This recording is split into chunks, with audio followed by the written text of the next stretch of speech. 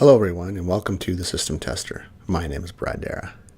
For today's video, what I'm going to talk to you about is test strategies. On one of my previous videos, I did a little bit of a comparison between differences of a test strategy and test cases. And I had a few comments about maybe, Brad, could you do a little bit more details about what a test strategy is?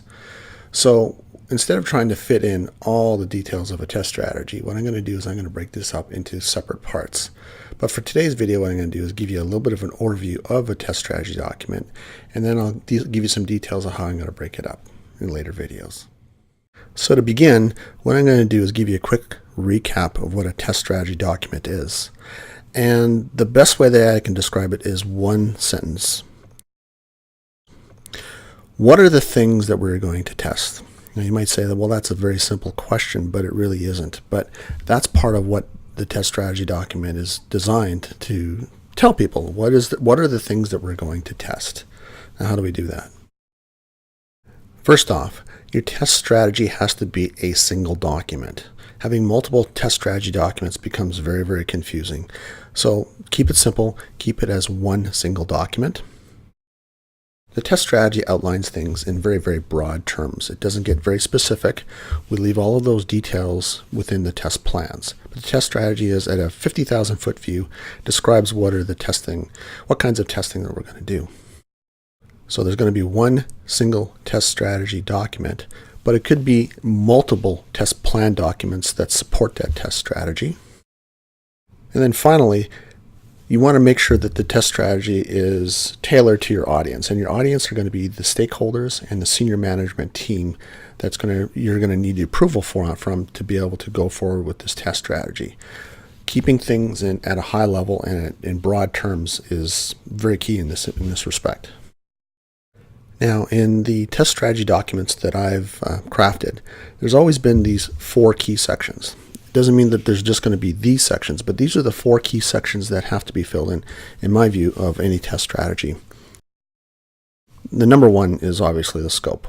We want to be able to lay out what are the things that are within the scope of testing, and more specifically, what are the things that aren't in the scope of testing. Number 2 would be the test approach. Details associated with the test approach would be what types of testing. Are we going to be doing performance testing? Are we doing functional testing? What are some of the details of maybe some high availability testing or maybe some disaster recovery testing? All those kinds of things where those kinds of tests are going to be within the test approach. Is environments. Now, when I say environments, what I'm talking about here is where are we going to be doing our testing? Are we in most of the major applications that I've been involved with, there's been test systems, there's been user acceptance testing, there's also been production systems that we needed to do some testing in.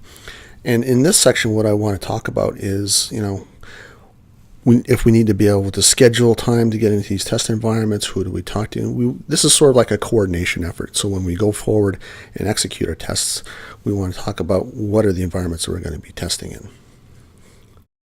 And then the 4th section are the key deliverables. Whoever your stakeholders or whoever your senior management, they're going to want to know what are they paying for? What are they going to be getting out of this? Things like they want to see some information about the test plans that are going to be provided, test summaries that are going to be provided at the end of the testing execution. They want to know how you're going to be handling defects. Those kinds of information we want to make sure that are in the test strategy, so at the very beginning of the testing process, everybody knows what they're going to be getting in terms of the deliverables. So those are the 4 key sections within a test strategy document. Now, instead of going into those details in this video, what I'm going to do is I'm going to split it up into 4 separate parts, each video going into more details about those particular sections.